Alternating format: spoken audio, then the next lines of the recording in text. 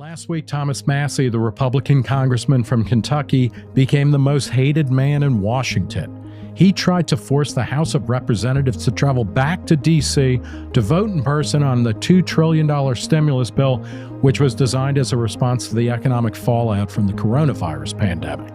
President Trump called Massie a third-rate grandstander on Twitter, which former Secretary of State and 2004 Democratic presidential candidate John Kerry retweeted, adding that, and I quote, "Congressman Massie has tested positive for being an asshole. Finally, something the president and I can agree on." But Massie's opposition to the $2 trillion spending bill and the suspension of a voting process laid out in the Constitution is no surprise to anyone who has followed his career since he first showed up in D.C. in 2012.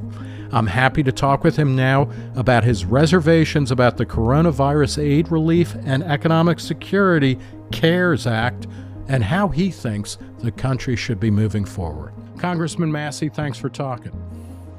Hey, thanks for having me, Nick. Boy, there's a lot to respond to, but I want to respond to those tweets first. Yeah, please do. Well, first of all, the accusation that I'm a third-rate grandstander is completely unfounded. I'm at least second-rate, okay? Yes. And to John Kerry's tweet that I tested positive for being an a-hole, I would just say at least I haven't been symptomatic since birth. At least there was some doubt with me. In any case, let's clear that up. And moving forward.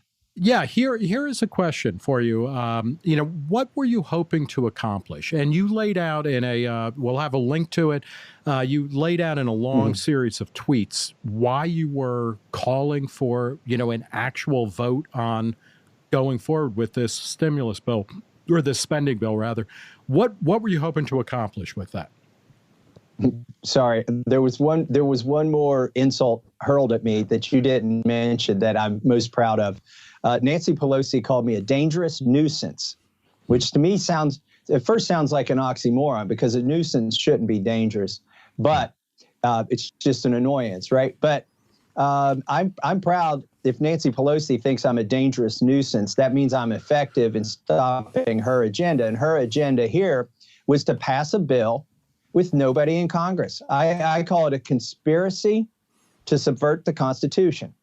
Now, when we're in session, they oftentimes do a unanimous consent. But the difference there is there's a quorum. People are present. And if you had an objection, you could register it. And then that would lead to a debate and a vote, possibly. But they were planning to do a unanimous consent with nobody there. Can you imagine if I had let her get away with that, what this fourth bill that they say is coming would look like? Like if you just let her run the tables and nobody shows up to put up any opposition or to put people on record. So that, there's two things here that I was trying to make a point about. Number one, it's a bad bill, and we can get into that. Hopefully we can dissect that. We will. Yes. But number two, that if you're going to vote for the biggest spending bill in the history of mankind, I mean, probably FDR is blushing in his grave right now at this. If you're going to pass that, somebody should register whether they were present, were they there, did they vote yay, did they vote nay? Today, I'm sitting here, Nick. This bill, now it passed the Senate 96-0, and all of those. Right. Were registered. Those people showed up to work, and they're 10 years older than us and clearly not as healthy. But if 96 out of 100 senators can show up, surely to goodness, 218 congressmen can show up out of 435. Actually, all they needed was 216, since we don't have quite 435 right now. And just show up to vote because the Constitution requires it. I literally got my little pocket Constitution back out and reread the section just to make sure I wasn't, imagining this.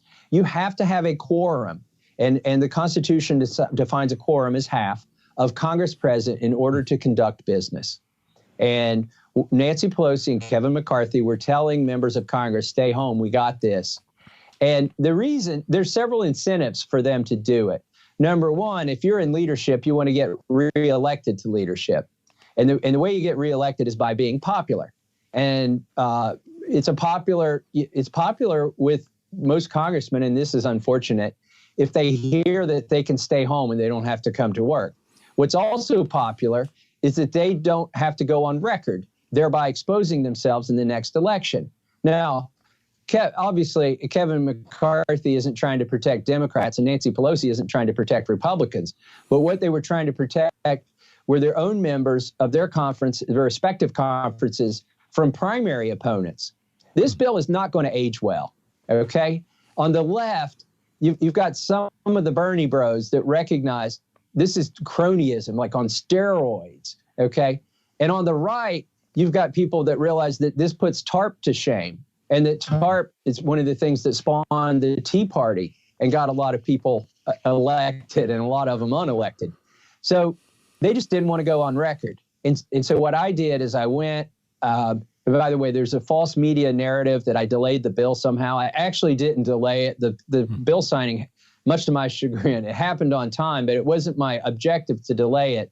In fact, instead of surprising everybody on Friday, I went to my leaders, the Republican leadership, and they said, why are you telling people that if I demand a recorded vote, it's going to delay the bill by a day? They said, well, when you demand the vote, we've got to give everybody 24 hours notice to get here. I said, I'm telling you, I'm going to ask for the vote. Right. And we're 24 hours before that day is here. Instead of telling people to stay home, you need to tell them to come to Washington, D.C. now. And that's what they did. So how many people, because, you know, we don't know exactly out of your count, how many people voted against this bill or would have voted against this bill had there been a recorded vote? I think there were about 5 or 6. Mm-hmm. Can you name those names besides yourself? Who else voted against it or would vote against it? I'm going to name 4 off the top of my head, and my apologies to these members if they were going to be a yes. You know, they can always contest it because it wasn't recorded, and if time doesn't look kindly on anybody's vote, they can switch. Right. Whatever suits them. But I know that Justin Amash was going to be a no. I know that Ken Buck was going to be a no. Ken Buck also was the strongest supporter of mine in terms of getting a recorded vote and not doing this by unanimous consent. Right. Alex Mooney registered his objection to the bill very strongly when he spoke against the bill. And I believe Andy Biggs was a no or was going to be a no. By the way, would AOC have been a vote? Alexandria Ocasio-Cortez, she voted or she voiced some real criticism. You were talking about Bernie bros who were bent out of shape. Well, literally everybody who got up to speak about this bill voiced some criticism. Some Democrats said it was just a down payment and it didn't go far enough. Yeah. Some Republicans said, there's stuff in here I don't like. Everybody expressed some criticism. I think you'd have to ask her, but I think based on her floor speech, she would have been a yes ultimately. Mm-hmm. But I can't speak for her, and this is the unfortunate thing about not having a vote. You can't infer from the speech they gave. By the way, they accused me of grandstanding, okay? If you watched the debate, I saw 4 hours of at least 150 members get up and grandstand 1 minute at a time. Right. And I wished to speak on the substance of the bill. And I went and said, okay, to the floor manager. And they said, when can I speak? Like, where am I here in this lineup? Because I was starting to realize that it was looking pretty bleak that they were going to allow me to speak. And he said, well, these other people registered an interest in speaking against or speaking on the bill before you did, and we've run out of slots, so we'll put you at the top of the waiting list.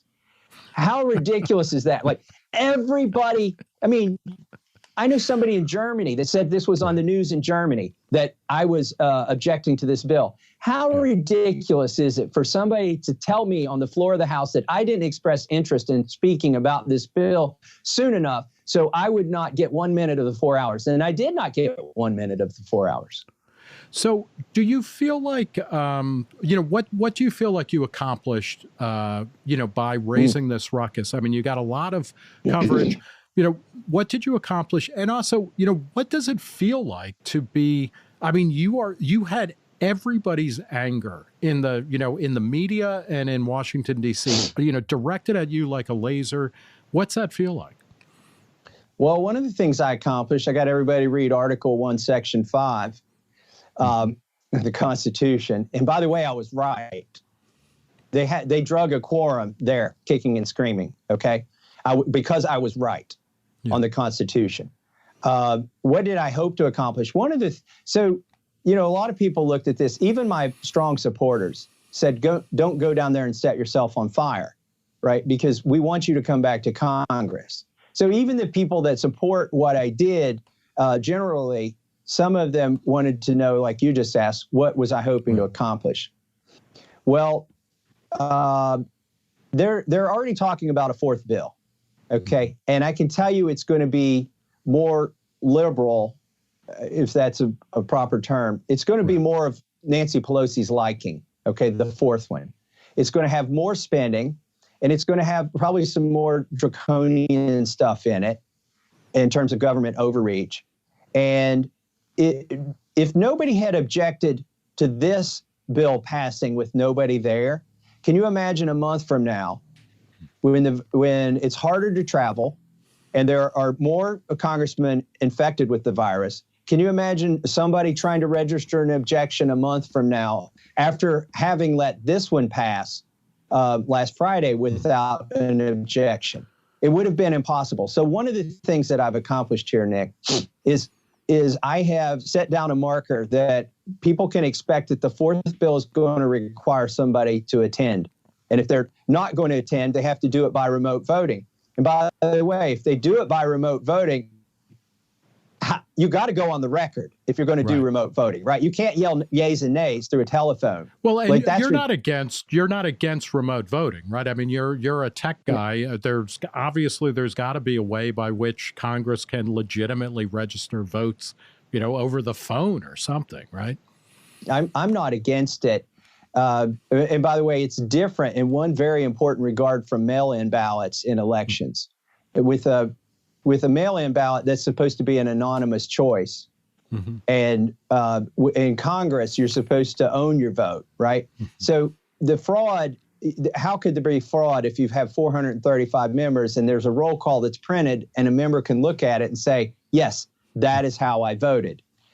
Like there's a built-in, thing that keeps fraud from happening there. I think we should be having remote hearings right now. We need to get 3 or 4 of these doctors in a room that disagree, and they need to produce their data and their models, and let's see who's got the right model, and let's defend it. And the same thing with the economists that are justifying pumping $6 trillion into the economy here in the course of a few months.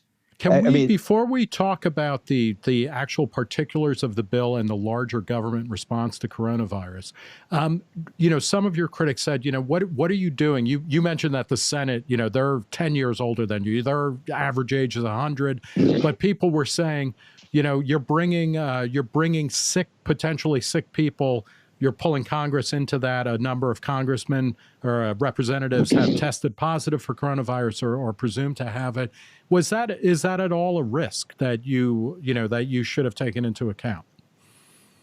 Well, to get a quorum, you only need half of Congress. And I'm pretty sure there's some congressmen who are infected that we don't know about yet. And they may even suspect they're infected. But I'm pretty sure over half of Congress is not infected. Like you could make a choice to stay home, and you could explain that to your constituents. I mean, several have self-quarantined already because of exposure. Senator Rand Paul self-quarantined. Now, here's my problem with the argument that the congressmen are making, saying they shouldn't get exposed. They shouldn't be exposed during their travels to this virus, that they need to stay home. They're asking the truck drivers to go to work every day. They're asking the farmers to go out and spread fertilizer on their field, which, by the way, does involve interacting with people. Do you think the fertilizer just shows up on the farm? No, you have to go buy it, okay? They're asking the warehouse workers at Amazon to keep going to work so they can buy it now, so the congressman can buy it now. They're asking the UPS driver to go to work. And you're telling me that a congressman who makes $174,000 a year and has a really good health care plan paid for by the taxpayer can't come to work when the Constitution compels them. as my colleague Matt Gaetz said, and by the way, I think he probably would have been one of the no's. I'm not sure on this. But he certainly did support my effort to require people to come to Congress. He pointed out congressmen used to ride on horseback, and sometimes through hot wars in our country to get there, right? Yeah. Like, this is not a valid excuse for running over the Constitution. So they should have come to it. So let's talk about the public health response of that the federal government, Donald Trump is pushing. Different governors are doing different things, but how would you characterize the federal government's response, particularly the role of the CDC and the FDA? Have they covered themselves in glory, or has the federal government really kind of screwed the pooch going, from day one with all this? They've screwed the pooch with the messaging. Okay, I never really counted on him to be that competent in terms of like saving us in any scenario. But their messaging should have been better, because that's the one thing you could expect they could do. They could step up to a microphone and give good advice. Let me tell you two of the biggest lies right after I'm the government and I'm here to help. The second biggest lie after I'm the government and I'm here to help is that these face masks only confer benefits to doctors and nurses, right? Like, look in Japan. I've been to Japan several times. They wear them during allergy season or cold season or flu season. Like, it's a cultural thing. And, I know it's called N95 because it's 95% effective at stopping particles, right? And if you don't put it on well, it's an N80, okay, or an N50, but it still confers some benefit. And for the health professionals and the politicians who are advised by, ostensibly or presumably advised by CDC, to step up there and say, don't wear a mask, that's harmful. That's worse than being not fully forthcoming. It's harmful. I think a lot of people could go to work, and the employer, in addition to handing the safety glasses and a hairnet, if they handed them a face mask, and prop the door open, okay? It may cost a little more to heat the building if the door's propped, but now 1,000 people don't need to touch the same door handle. Like, There's a lot of common sense things we could do if the government would quit lying. So that's one of the lies. The other lie that I've heard recently is that we don't want everybody tested. Okay, that's false. Like, what we want is like a test that costs $10 that anybody could take at home before they go to work that day, right? That's what we want. Now, in both of those cases, what they're trying to do, they're assuming the American public doesn't understand the concept of scarcity. And so it's valid to say we want the nurses and doctors and first responders to have the PPE before everybody else has it. That's valid. It's responsible to say, you know what? We've only got the capacity to test 10,000 people today, and we need to test the 10,000 that we suspect most have it, right? But don't lie to us when you're delivering that message. And that's the CDC has allowed the politicians to lie, either through being complacent when the message is given by the politician with the imprimatur of the CDC standing there, right? So that's where they've been unhelpful. What countries or what states and localities in the U.S. do you think have been exemplary in the response to the coronavirus? I don't know enough about the other countries. I mean, just looking at the graphs, I would have to assume that Japan and South Korea are doing a good job. Yeah. But also you would have to infer North Korea is doing a great job, right? If you're just going by the self-reporting. That's a joke, folks, okay? Yes. I know somebody's going to clip that out and say, and make an ad out of it. So I'm not even going to repeat it. But but I'm not quite sure. I can tell you that I don't approve of the job my own state is doing right now. How so? What is Kentucky doing that's so wrong? And by the way, the answer in New York may be different than the answer in Kentucky, and the answer in New York City may be different than the answer in upstate New York, okay? Right. But one of the, just shutting everything down. Here's what we're going to get to the point of, Nick. We're going to have more deaths by suicide and diabetes and alcoholism than we are from the coronavirus if we stay on the trajectory that my governor chose. And when you shut something down, what you owe the people is your criteria for shutting it down, so we can understand your criteria for opening it back up. And then we can know whether to buy 1 week of toilet paper or 1 year of toilet paper. Like, people first started laughing at the folks who were buying all this toilet paper. And I agree, there might be more important things if you're locked up at your house than toilet paper. But was it irrational to buy 4 months of toilet paper when the government was saying, oh, it's just going to be a week? And then they say, now it's going to be 2 weeks and we'll be open at Easter. And now we're saying April 30th. My wife's got the best analogy for it. She says we're in airport mode, where you're sitting in the airport and they come on the intercom and says your flight's been delayed 25 minutes. They give you no expectation of whether there will be another delay and what their criteria was for delaying it. Then they come back on, well, we've added another hour to your delay. And pretty soon they keep incrementally telling you what they should have told you to begin with, which is this flight is probably going to get canceled, right? And now you're looking for a hotel. That's the mode we're in, and we are owed the truth. If the governors are working under certain assumptions, tell us what those assumptions are, right? And then we can decide if it's valid. The other thing is our governor early on, I'm not sure if it was the governor or the local county judge that ordered this, but the governor certainly took credit for it. They sent a sheriff's deputy to somebody's house to make sure they didn't leave their house because they suspected they had the virus. And there are different versions of this story, as there always are.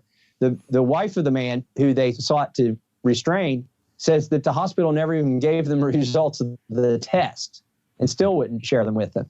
But social distancing, great idea.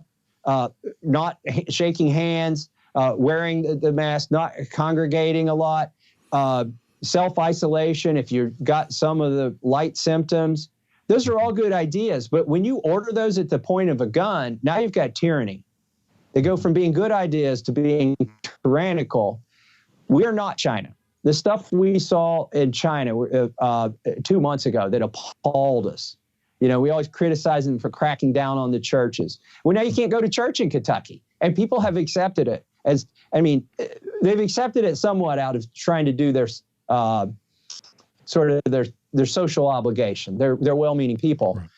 And but the fact that the governor has ordered it and is willing, there was a church that was putting together food in boxes so that they could distribute it to people who couldn't get out from the houses, who were told to self-quarantine.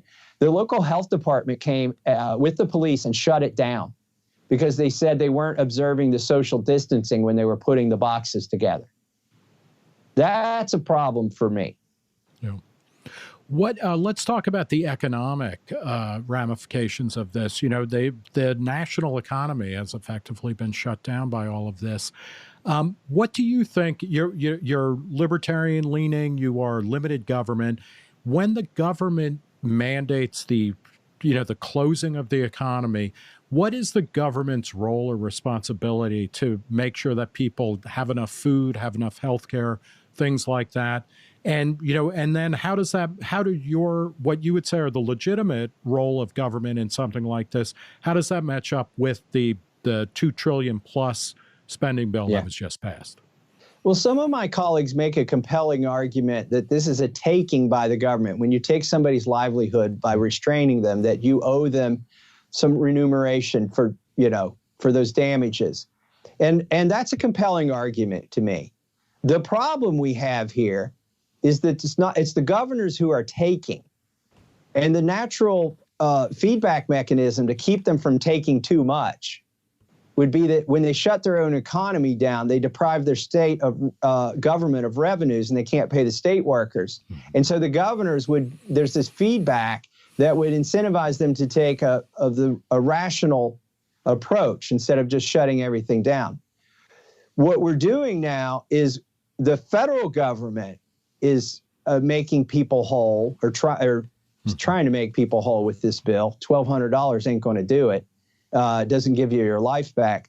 And so this third coronavirus bill, the $2 trillion bill, is basically setting up a moral hazard for the governors. The governors who haven't shut everything down now have an incentive to shut more down.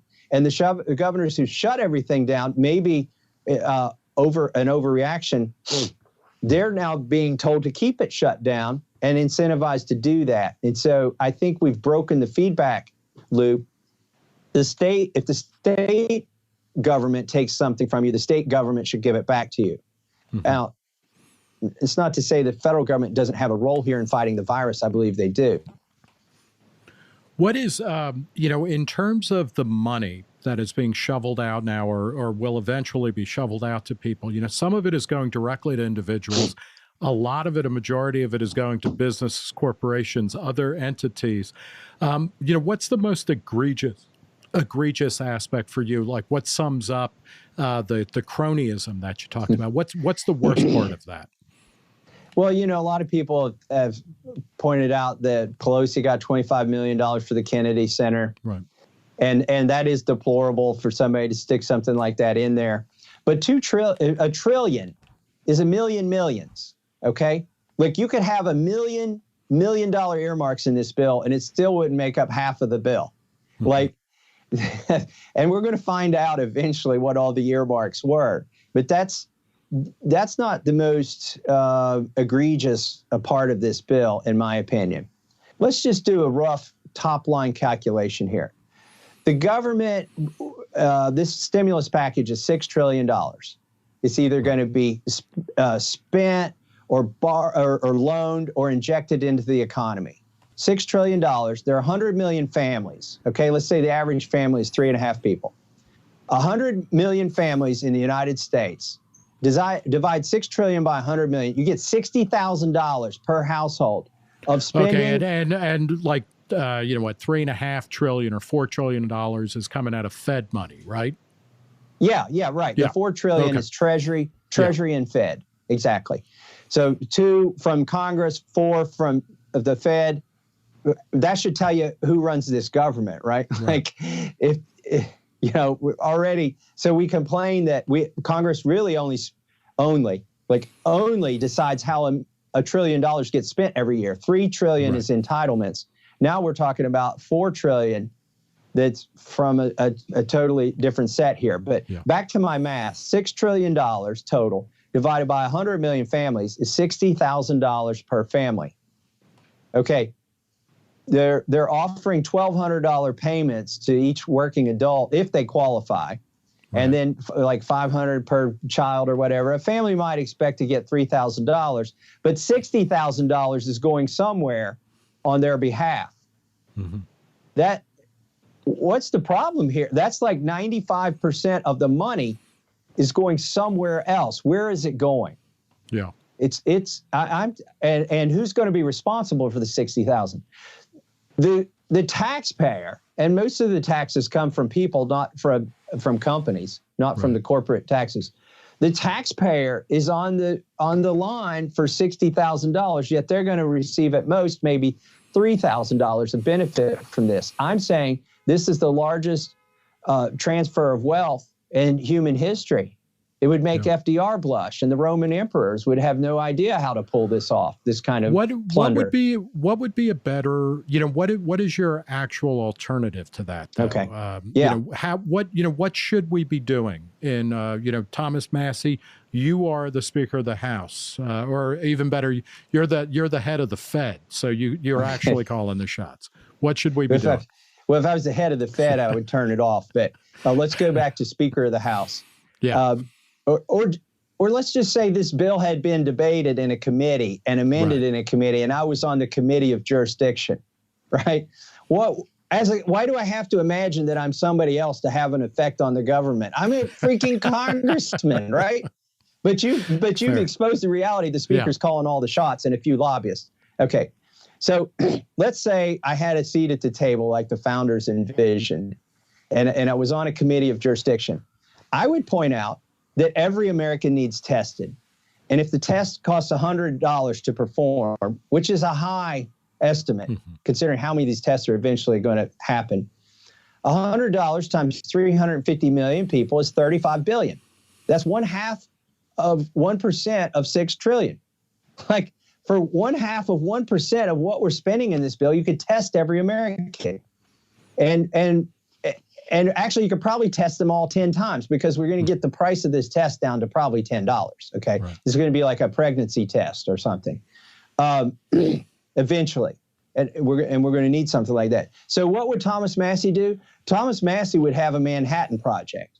Okay. When we were attacked at Pearl Harbor, did we come up with a $2 trillion stimulus package, or did we fight, or did we declare war on our enemies?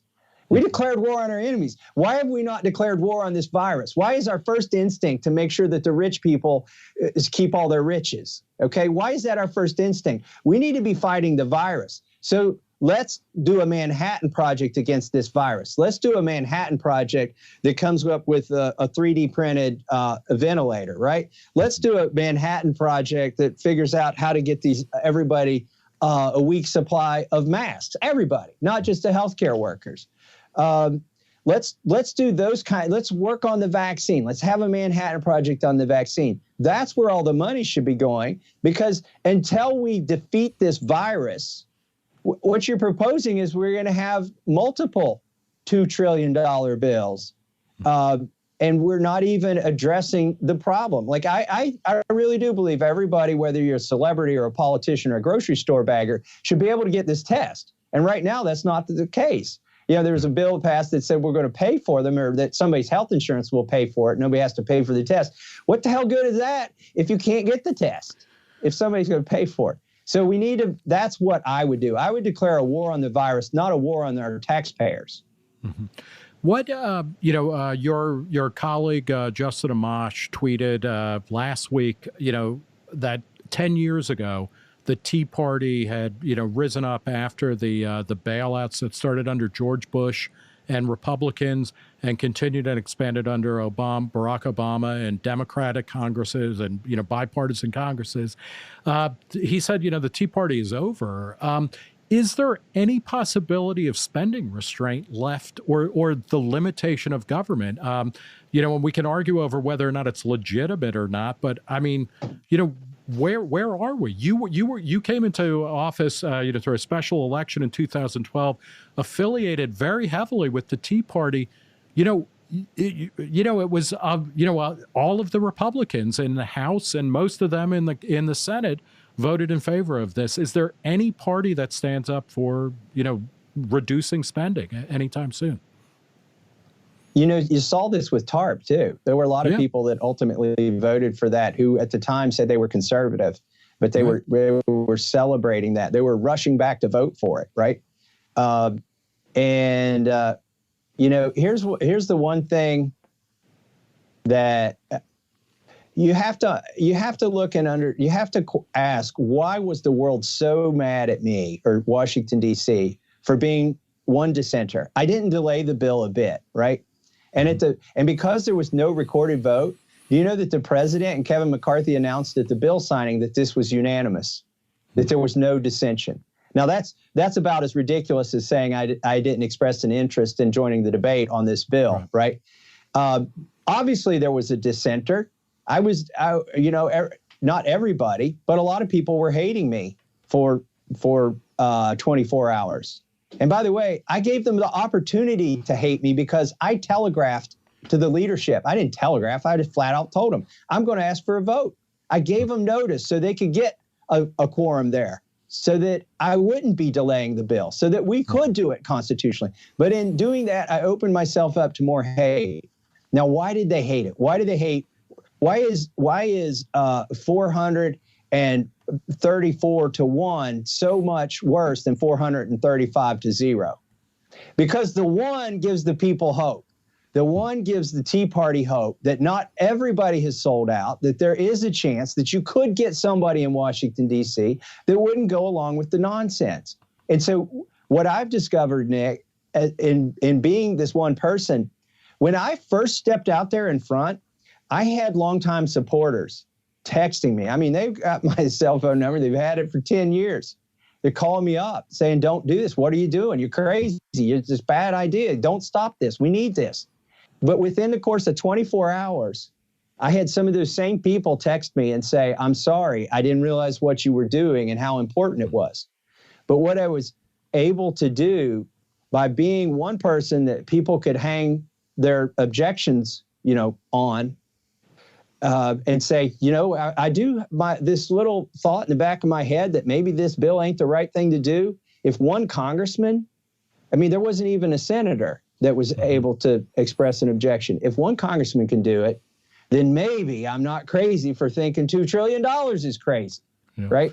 And so, anyways, I think the Tea Party's still alive, and I've seen it raise up here in the last 72 hours. Would you, can you say, just as a final thought, is there anything good that's going to come out of this? I mean, this is an unprecedented kind of development in American history. It's not war. It is not an economic collapse like in the Great Depression or even in 2008 or something like that. But is there anything good that's coming out of this? I mean, we've shut down the economy. People are, scared. A certain number of people are going to die. But, is there something good that we can, do you think that will come out of this moment in history? We'll probably wrestle with this virus for a couple years, okay? It's going to flare up and come back, and it's not going to go away like Ebola or whatever. That was a scare. I think the good thing that will come out of it is maybe a more practical or scientific-based response, an economic-based response to the next time this happens. Like this is a test run, and we found out that a lot of people will do some things we didn't think they would do, including our government. And depending on who writes the history books here, hopefully they'll go back and sift through the data, and they'll find out that some of the things that were done were wrong, and some of the things that should have been done weren't done. And that'll prepare us in the future for this. I'm hopeful about that if we haven't wrecked this country and our economy by then. My problem is there's so much sort of socialism and central planning and big government. I mean, you've got government deciding what's essential and what's not. That's the definition of central planning. You got government telling you when to go to work and how long to work and what things you can buy and what you can't buy. That's central planning on steroids. I hope we have enough data, and I hope there are enough people that can look objectively at that data when it's over with to show that the aspects of this that saved us were free market and innovation and individuals and not the government. Maybe when this is over with, people will have less confidence in the government, a realistic view of what government's role is. I can be hopeful about that. The danger is that people get a little taste of socialism. $1,200 is the cheese in the trap here, I've been telling people. And if people realize it was the cheese in the trap when it's over with, then that's good. If they don't, then it's bad, because they're going to be asking for $2,400 after that. Yeah. Well, I'm hopeful overall, Nick. All right. Well, I'm glad to hear that, and hopefully we'll be through this as quickly as possible. I want to thank Congressman Thomas Massie for talking to Reason. Congressman Massie, thanks very much. Thanks for having me on your show, Nick.